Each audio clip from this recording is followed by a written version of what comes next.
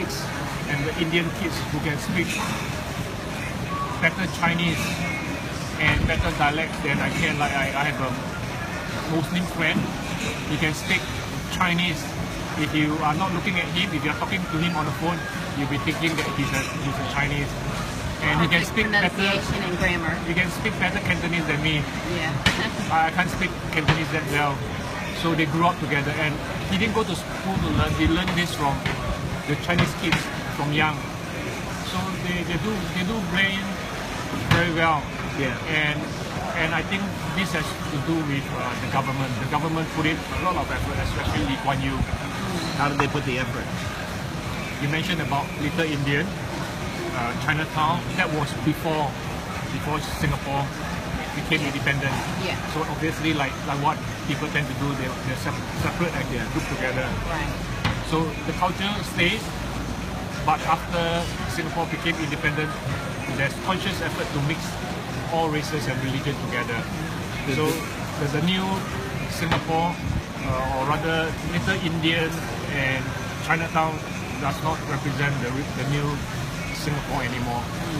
And that's why you can see things like this just together.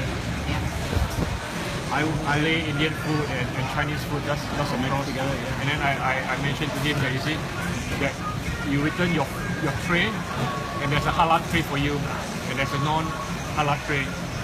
So we know if this is And no pork was on the halal tray. This is a halal food. This is the plates that we're supposed to return. We return to the halal tray, and then we will not mix. And no one teach us this. We grew up and we know. And that is why for new immigrants like those from mainland China, it's hard for them to blend in because they didn't grow up here. They didn't know all this. And a lot of Singaporeans don't welcome foreigners because they are not aware of the way we treat different race and religion. So they tend to stay apart. That's why even the Singapore Chinese and the mainland Chinese are sort of not blending in very well. Because yes, we are Chinese, but we grew up differently. And the best group will be the Malaysian, because in Malaysia, culture is very close. So the government gives special treatment to Malaysians when they apply for permanent resident status, because it's easier for them to blend in. When they come in Singapore. Yes, when they come in, they know that this is halal and this is not halal. They know because this is how they grew up. They grew up together with the Malay community. Yeah.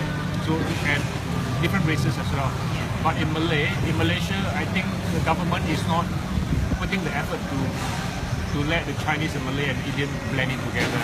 There's no conscious effort. And in fact, they call it Bumi, in Malay they call it Bumi Putra, that means the native Malay. And our national language is not English, it is Malay. Right? For Singapore. Yeah. Yeah. Interesting. Our national anthem is Malay, not English. National anthem is Malay. In Malay. The song when we sing. The song is in the language of Malay. Can you sing a little I've bit? not been singing for a long time. Little bit. It's Okay, just one line. one line. So it's usually we start with Majula Singapore. So Majula Singapura is to move forward, right? Majula Singapore, and we don't call it Singapore, Singapura in Singapore. is in Malay. All right. Yeah. So this is how Lee Kuan Yew said this. We have to respect the native. Yeah. The natives are Malay. Just because what I'm hearing, which sounds really ideal, is nobody is giving up their own culture and embracing the other. Like they're not getting rid of their own culture and then taking that, but they are appreciating each other and understanding that there are certain things that we are learning is you cannot forget your heritage. Yeah, and that's the beauty of it. So we preserve a lot of Chinese Traditions. culture.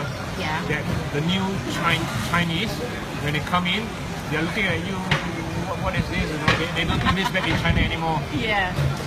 So you have. And they are thinking that the modern Singapore, where it's not a Chinese country, why are you practicing very old traditional culture? Right. Like my wife, when she came, you don't see this in the first tier city in Beijing, Shanghai, Guangzhou. You don't see any of this. Yeah. But Burning you see of the money. You see this all in Singapore, and something that I'm not aware of, but she pointed out, if you were to visit CBD, Central Business District, you can see very, very old Chinese temple, small Chinese temple right beside a tall building. They could be selling this plot of land for hundreds of millions maybe, but they preserve that small, The history, the culture. and even the Muslim mosque, another corner is reserved for the Muslim mosque, and they will not remove religion temples here. And she said, you know, we are blessed in Singapore because we have all the gods from all the religion all here, and we are a very good, blessed country. Yeah. And this is what she pointed out. I mean, I didn't think of it that way, Yeah. because I see this after so many years, Yeah. but she pointed that out. When was the last time there was any war on the ground of Singapore? What year? That was probably never from Never. from when I was born. Not The last at all. 40 years now. Okay. There was and the only recent one was riot in Little India. Okay. Riot in Little India. Yeah, and that riot is not caused by the Singaporeans. It's the foreign workers, and probably they are drunk. Because there's always unhappiness, maybe loneliness when you come into a new foreign country, right? And that's normal the way we look at it. I never heard of any riot over the past 40 over years, and probably last year that was the only one. Interesting. Yeah. So I think Lee Kuan Yew, when they started Singapore, he did a pretty good job in this area, and he focused on this. When we sing our national anthem, we focus on harmony between all the four. The variety of people. Yeah, so we're not against Christianity, Buddhism, Awesome. Taoism, and all this. So it's a very progressive attitude. So we have to remember our heritage so we can reconnect back with India, Yeah. right? Surrounding in Muslim country, Indonesia, Malaysia, we are Right. surrounded by Muslim country, and also connecting back to China and Taiwan, Yeah. and even the Eurasian can reconnect back to the Western world, Yeah. and this is how it become prosperous over the last 20, 30 years. Right? That's how I look at it. I wouldn't want my comments